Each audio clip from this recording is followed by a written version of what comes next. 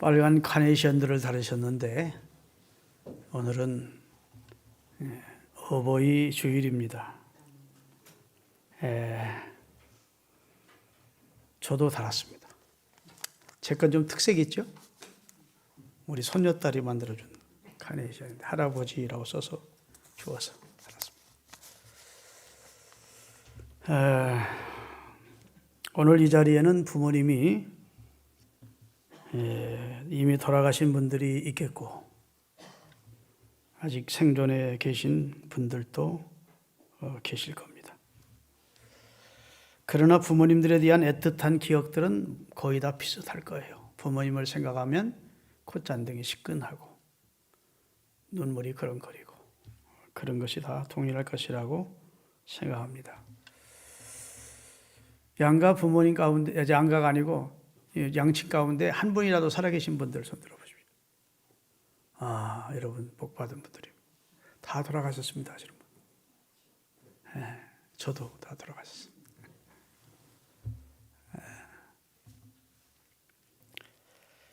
돌아가신 분들은 이제 믿음으로 살다가 아까 우리가 찬송 불렀듯이 생명신에 흐르는 곳에서 부모님을 만나는 날을 소망하며 사실 수 있기를 바라고, 또 아직 생존해 계신 분들은 오늘 말씀 잘 듣고 부모님께 생전에 후회함이 없는 효도를 다하시기를 바라겠습니다.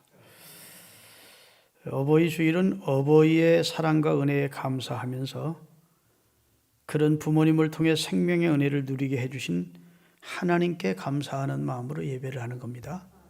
어버이 주일이라 해서 어버이께 감사하는 게 아니고 어버이께 예배하는 게 아니고 그런 어버이를 내게 주셔서 생명의 은혜를 지금까지 누리게 해주신 그 하나님께 감사하는 예배를 드리는 것이죠. 그래서 우리가 조금 전에 성경 읽고 나는 길 잃은 나그네 은혜를 찬송할까 아니면 어머님의 은혜를 찬송할까 노래할까 하다가 어머님은 아무래도 어머니 아버지는 예배의 대상은 아니니까 우리가 찬양대의 찬양을 대신해서 부르는 찬양은 찬양을 하는 것이고, 설교 중에는 은혜를 더 새롭게 하기 위해서 어머님의 은혜는 부를 수 있겠다 이렇게 생각이 됩니다. 어머님의 은혜 한번 부를까요? 어머님의 은혜. 나실제 괴로움 다 잊으시고 10번 100번 불러도 너무 좋은 노래죠. 한번 불러보겠습니다.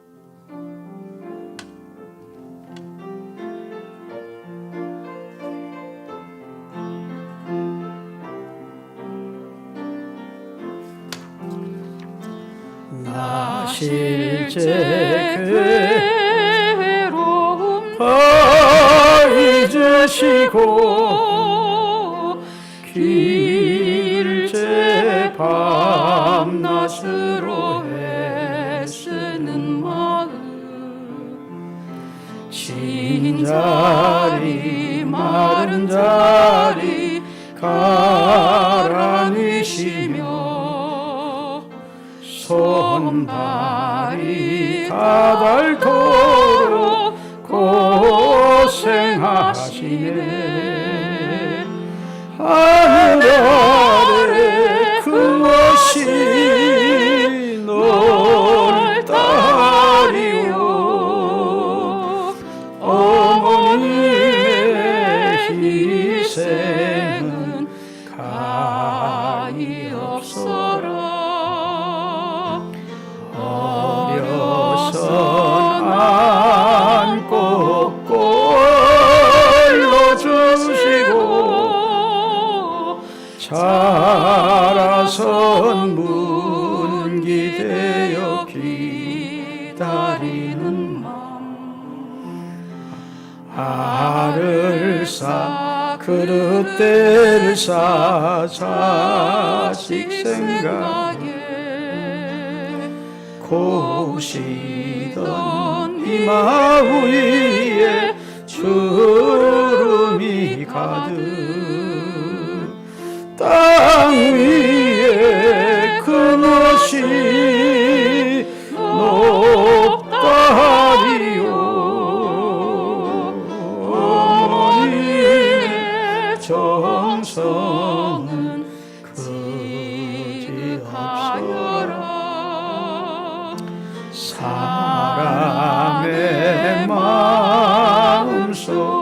온 가지 소원 어머님의 마음속에 오직 한 가지 아낌없이 일생을 자식 위하여 살과 뼈를 깎아서 바치시는 마음 인간의 그 무엇이 거룩하리요 어머님의 사랑은 그지없어라.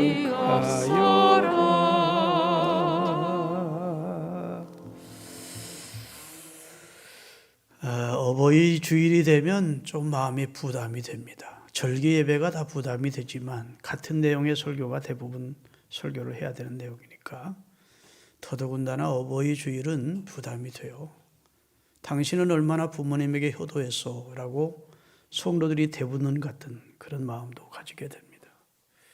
그래서 내가 진짜 효자고 효도를 다한 입장에서 성도들에게 효를 권하는 입장이라면 좀 떳떳할 텐데 돌이켜보면 그렇게 부모님 앞에 특별한 효를 한 것 같지도 못하고 마음 아프게 해드린 것도 있고 아쉬움도 있고 해서 좀 가슴이 아프고 부담이 됩니다.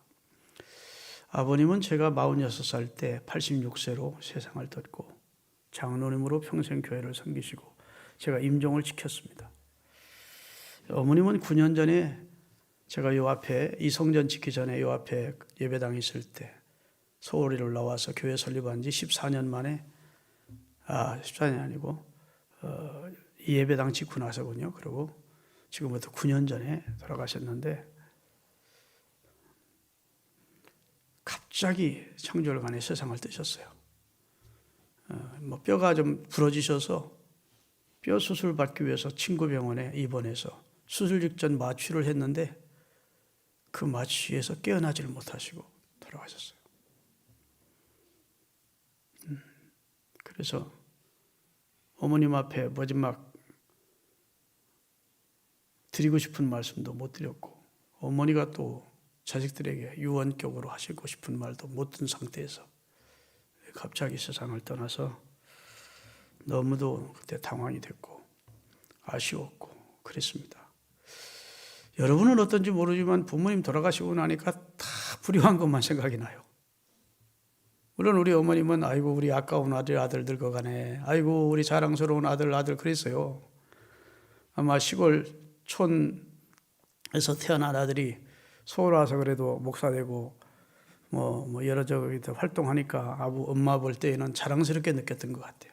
아이고 우리 아까운 아들, 우리 자랑스러운 아들 늙어간다고 그걸 아까워했다고요. 그렇지만 좀 세상을 뜨기 전에는 약간 정신이 혼미해서 치맥기가 시작이 됐는데 자꾸 물은 소리를 또 묻고 할 때 똑같은 톤으로 대답을 해드렸어야 하는데 같은 내용을 자꾸 물으시면 나중에는 좀 화가 나서 아유 오늘 주일이었잖아 엄마. 주일날이면 내가 아침부터 그때는 1, 2, 3부 예배를 드렸다고요. 아침부터 내가 정장을 하고 있으니까 식탁에 앉아서 오늘 어디 가냐? 주일인 건 진짜 그래요. 오늘 주일이잖아요 엄마. 예배 드리러 가야죠. 조금 좀 뜨면 오늘 어디 가? 무슨 일 있냐? 그걸 3번, 4번을 거듭하니까 그 상황이 좀 짜증이 나는 겁니다. 엄마한테 짜증나는 게 아니라 왜 멀쩡하던 우리 엄마가 정신이 저렇게 됐나 싶어서 화를 내면서 아유 아까 얘기했잖아요. 그랬더니 우리 여동생들한테 가서 요새 너희 오빠가 무서워진다. 그리고 내가 외출했다 들어오면 방으로 쑥 들어가시는 겁니다. 텔레비 보시다가 나오세요 어머니 같이 드세요. 아 괜찮다 하고 살짝 문을 열어 내가 있는지 없는지 확인하고 내가 있으면 다시 문을 닫는 거예요. 어머니 나오시라고 해도 그게 얼마나 가슴이 아픈지 왜 내가 엄마한테 따뜻한 아들이 못 됐을까 하는 마음 때문에 장례 치르고 어머님 누워 계시던 방에 가서 대성통곡한 적이 있습니다. 오늘 그런 입장에서 이제 부모님에게 효도하라고 권해야 될 입장이 목사로서 됐는데 성경 말씀을 그대로 전하도록 하겠습니다. 성경이니까 아멘으로 받으시고 여러분 순종해서 복을 받으시기를 주의 이름으로 축원드립니다. 이 땅에 있는 부모들은 이 땅에서 하늘에 계신 하나님 아버지를 대신하는 사람들이라고 할 수 있습니다. 다시 말해서 이 땅의 부모들은 하나님 아버지로부터 자녀 양육을 하라는 사명을 부탁받은 사람들이다.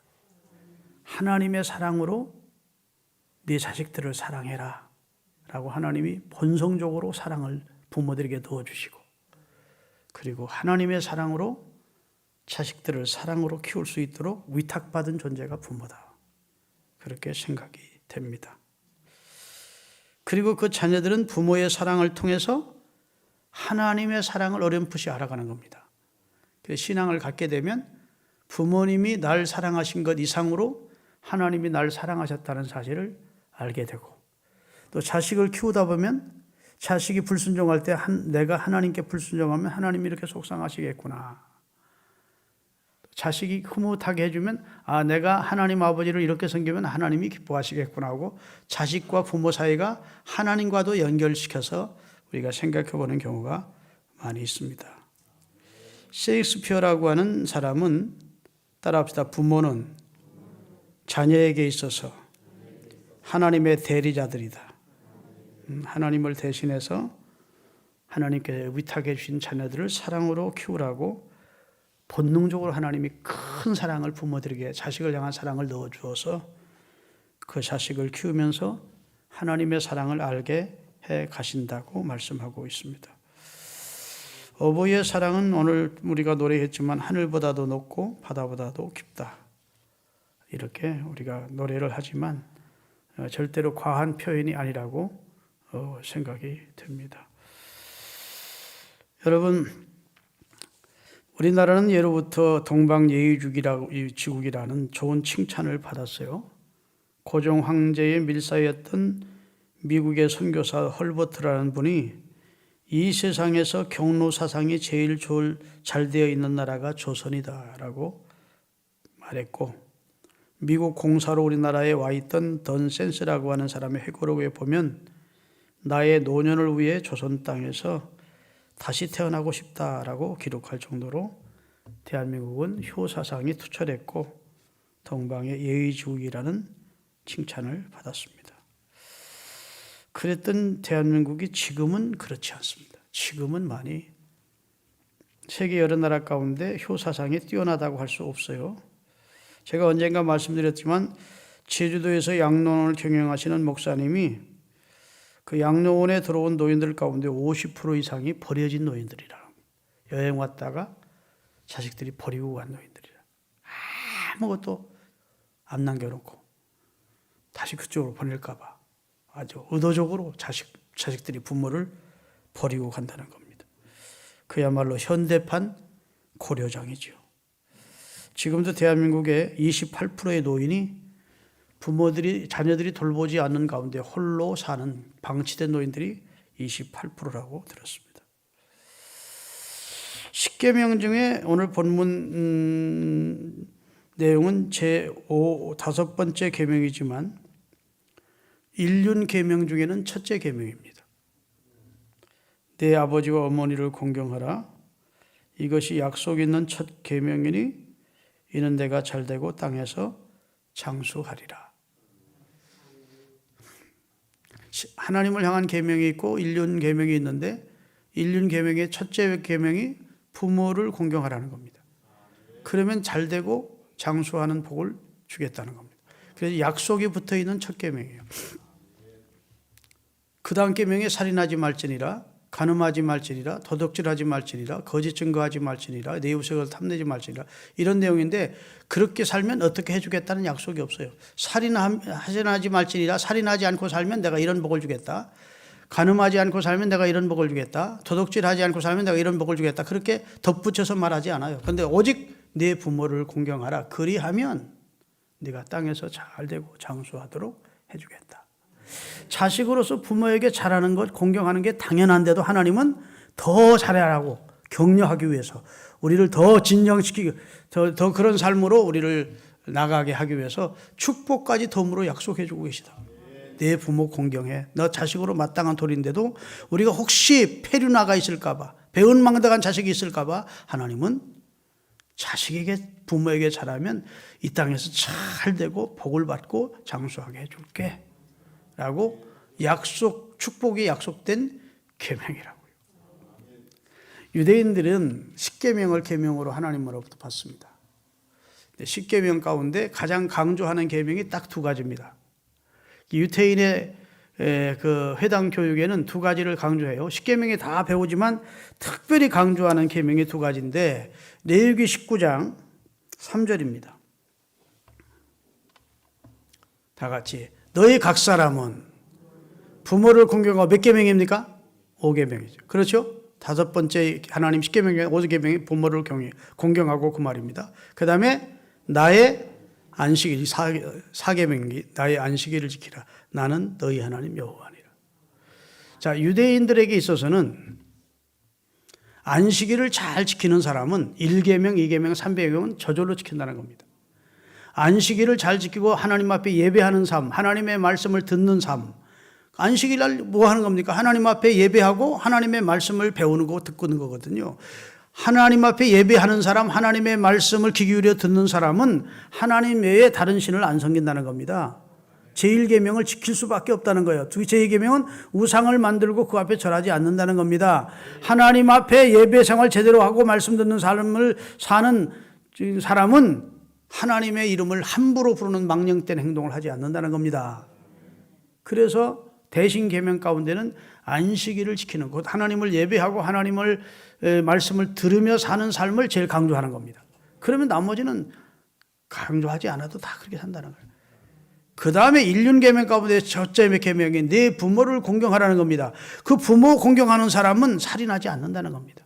간음하지 않는다는 겁니다. 부모님의 이름에 욕 돌리지 않기 위해서, 자식의 도리로서 바로 살기 위해서 부모를 공경하는, 적어도 공경심을 가지고 부모를 대하는 사람은 거짓 증거하거나 그 다음에 도둑질하거나 이런 짓 않는다는 겁니다.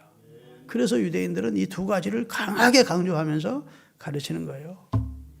오늘 우리 신앙에도 적용할 수 있습니다. 하나님을 예배하는 사람, 그리고 부모를 공경하는 사람은 십계명을 온전히 이룬 사람이라고 할 수 있습니다. 다시 말씀드릴 테니까 아멘은 크게 하십시오. 하나님을 예배하는 삶이요, 부모를 공경하는 사람은 십계명 전체를 이룬 사람이다. 그렇게 말씀드릴 수 있어요. 진심으로 부모를 공경하는 사람은 부모 걱정할 일 하지 않는다는 겁니다. 진심으로 안식일을 지키며 하나님을 주일 성수하고 예배드리고 말씀 듣는 사람은 하나님 외에 다른 신을 섬기지 않아요. 우상 앞에 절하지 않아요. 하나님 앞에 망령되게 말하거나 행동하지 않는다는 거예요. 이 두 계명이 유대인들이 가장 자식들을 교육시키는데 강조를 두고 후세대를 교육시키는데 강조하는 것은 이 두 계명입니다. 그래서 오늘 본문도 그렇게 나오잖아요. 너희 각 사람은 부모 경외하고 나의 안식일을 지켜라. 이 두 가지만 제대로 하면 나머지는 하나님 앞에 도리도 하는 것이고 일륜 도리도 하는 것이 되는 것입니다. 그리고 복받는 인생이 되는 것임을 말씀해 주신 줄로 믿습니다. 할렐루야. 네. 성경에 보면 하나님은 부모에게 하는 것을 하나님께 하는 것으로 여기시겠다고 말씀하세요. 그래서 부모님께 효도하면 하나님이 하나님께 하는 것으로 여기시고 복을 주시겠다고 약속하고 계신 겁니다. 근데 여러분 주목할 게 있습니다. 내 부모를 공경하라 했는데, 공경이라는 말은 공손히 섬긴다는 뜻입니다. 더 나아가서는 존경심을 가지고 그 앞에 예를 갖추어 섬긴다는 것입니다. 근데 이 공경이란 단어를 헬라어로 키베드라고 그러는데, 하나님과 부모님 외에는 다른 데는 나타나지 않는 단어입니다. 왕을 공경하라, 성경은 그렇게 말하잖아요. 권력자들에게 공경하라, 그렇게 말하지 않습니다. 권세자들에게 순복하라는 했지 공경하라고 하지 않습니다. 근데 부모는 공경하래요. 하나님은 공경하래요. 다시 말해 부모님은 내게 공경을 받아야 마땅한 대상이라는 겁니다. 내 생명의 부여자이고 날 낳고 길러주신 고마운 분이니까 그분에게는 예를 갖추어 공손하게 그분을 섬겨야 된다는 겁니다. 부모님을 거역하면 안 된다는 것입니다. 할렐루야! 부모를 능멸하면 안 된다는 겁니다. 부모님은 자식의 입장에서는 한없는 은혜를 내게 베풀어준 고마운 분이라는 겁니다. 그분에 대해서 순복 정도가 아니고 공경을 하라는 거예요. 하나님도 하나님을 경외함으로 공경하라고 합니다. 그러니까 이 세상에서 인간 중에는 공경받을 인간이 부모님, 그리고 신 가운데는 하나님만이 공경의 대상임을 믿으시기를 바랍니다. 그런데 요즘 세대가 점점 부모를 효도하지 못하고 부모를 거역하는 세대가 되었어요. 성경 예언대로 된 겁니다. 옛날에는요, 낯 높고 기억자를 모르는 문맹자들이 많았을 때에도 부모에게 효했습니다. 동네 어르신들을 보면 머리 숙여 어른들 앞에 인사할 줄 알았고, 이 위계 질서가 분명했었고, 이런 공경과 그 다음에 존경과 그 다음에 예의가 있었습니다. 예의 범죄들이 투철했어요. 옛날에는 이렇게 악랄한 범죄도 없었어요. 그런데 지금은 고등교육 이상은 다 받았는데도 부모를 거역하는 자가 많고, 그렇죠? 어르신들을 막 덤비면서 막 어르신들한테 막 악주거리 하고 덤비는 젊은이들도 많고, 배우기는 지식적으로는 많이 배웠는데 이거 뭐 효도, 그 다음에 공경도, 그 다음에 권위 앞에 복종하는 것도 없는 그런 무질서한 사회가 된 거예요. 근데 이런 사회가 될 것이라고 하나님은 미리 아시고 예언을 해놓고 있습니다. 디모데후서 3장 1절에서 2절입니다. 네가 이것을 알라. 말세에는 고통하는, 심령이 고통을 당하는 때가 온다는 거예요. 어떤 때가 오르니 사람들이 자기만 사랑하고, 그 말은 이기주의자가 되고, 그 다음에 돈 사랑하고, 자긍하고, 교만하고, 회방하고, 부모를 거역하고, 감사치 아니하고, 거룩하지 않고, 부모를 거역하는 사람들이 세상의 대다수가 될 것이라는 겁니다. 그러면서 5절에 말씀하기를 경건의 모양은 있으나 경건의 능력은 없는 자들이니 이런 자들에게서 네가 돌아서야 된다. 이런 사람들처럼 살면 안 된다는 겁니다. 부모를 거역하며 교만하며 패역한 삶을 사는 세대가 될 것인데 너희는 그렇게 살면 안 돼. 그들에게서 돌아서야 된다. 세상은 어떻게 되든 너는 부모를 공경하고 하나님을 경외하고. 믿습니까?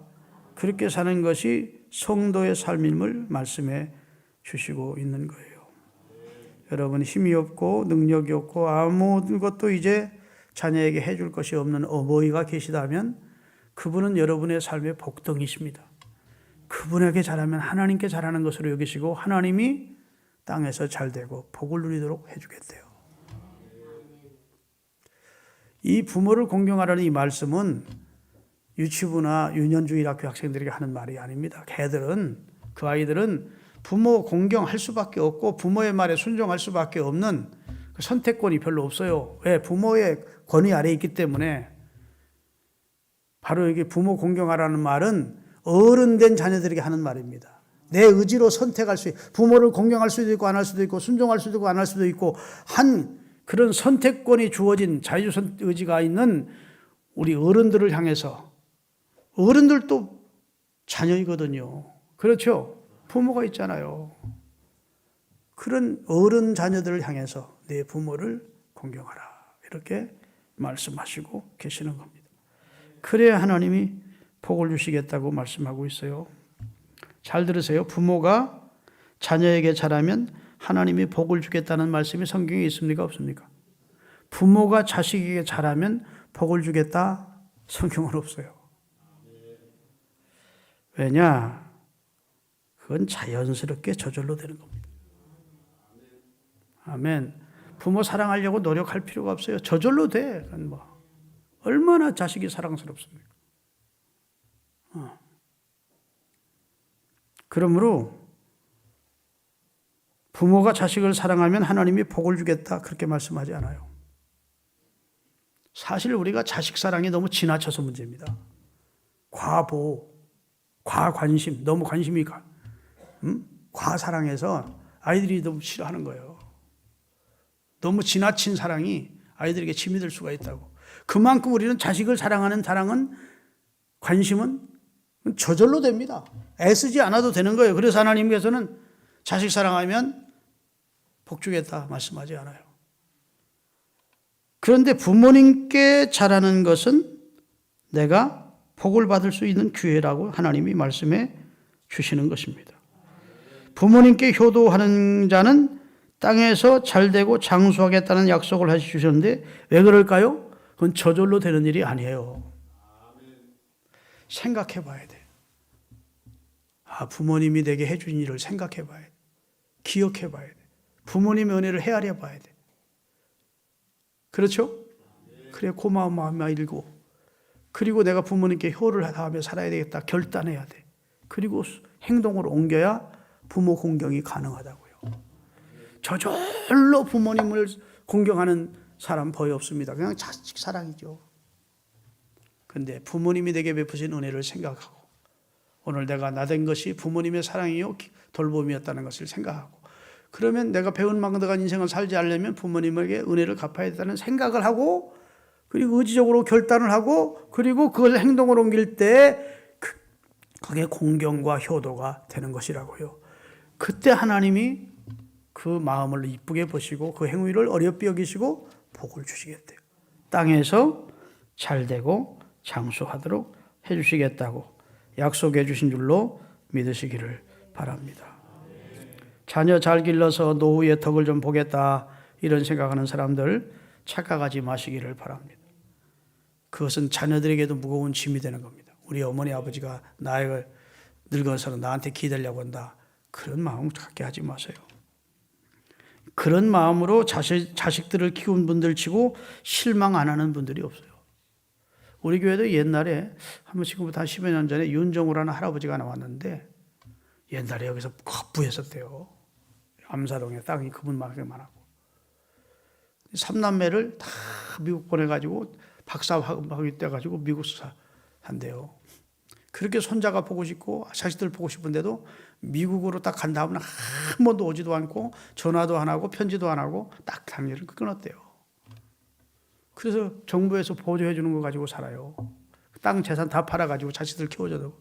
늙은 마에는 애들 청소했으니까 좀 괜찮겠지 했는데, 자식 믿었다가 완전히 그 생각이 착각이었던 거예요. 여러분, 너무 사람을 의지하면 꼭 실망하게 됩니다.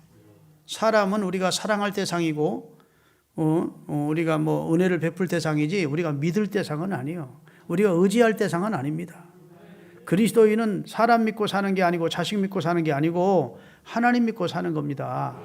진짜 노후가 복되기로 나면 부모에게 잘하세요. 그러면 여러분의 노후를 하나님이 복되게 해주겠대. 잘되고 장수하게 해주겠다고 약속하고 계심을 믿으시기를 예수님의 이름으로 축원합니다. 할렐루야. 그런데 마지막으로 한 가지 말씀드립니다. 기억하십시다. 따라합시다. 부모님의 사랑보다 더 큰 사랑을 가지고 우리를 사랑하시는 분이 계시다. 그분이 누구십니까? 하나님이십니다. 이사야 49장 15절을 띄우겠습니다. 여인이 어찌 젖먹는 자식을 잊겠으며 자기 태에서 난 아들을 긍휼히 여기지 않겠느냐. 이건 자연 발생적으로 젖먹는 자기 자식을 잊는 부모가 없습니다. 자기 몸에서 난 자기 새끼를 사랑하지 않는 부모가 없습니다. 그렇죠? 근데 그들은 혹시 잊을지라, 인간 부모는 혹시 그 자식을 잊을지라도 나는 너를 잊지 아니할 것이다. 신약에도 마태복음 7장 9절에서 11절에 보면 같이 읽겠습니다. 너희 중에 누가 아들이 떡을 달라 하는데 돌을 주며 생선을 달라 하는데 뱀을 줄 사람이 있느냐? 자식이 떡 달라는데 이 새끼야 돌이나 파먹어 하고 돌 줄 사람 없다는 겁니다. 생선 주세요 하는데 뱀이나 먹으라고 뱀 던져줄 부모는 없대. 그런 악한 부모는 없다는 겁니다. 너희가 악한 인간일지라도 자식들에게는 좋은 것을 줄 줄 알거든. 하물며라는 말은 한 단계 올리는 말입니다. 하물며 하늘에 계신 너희 아버지께서 구하는 자들에게 좋은 것 주지 않겠느냐. 인간 이 땅에 있는 우리 육신의 부모보다 더 큰 사랑으로 우리를 사랑해주고 계신 분이 하나님이라고 말씀해주고 계세요. 우리 부모는 나를 잊어도 하나님은 나를 잊지 않는데요. 할렐루야. 여러분 지금부터 약 25년 전에 저 아르메니아라고 하는 나라가 있는데 그 아르메니아라는 나라가 대지진이 일어났습니다. 그래서 수천 명이 죽거나 사상하라는 대참사가 있었어요. 그 막 집들이 무너지고 막 콘크리트들이 다 무너지면서 수많은 사람들이 이제 죽었습니다.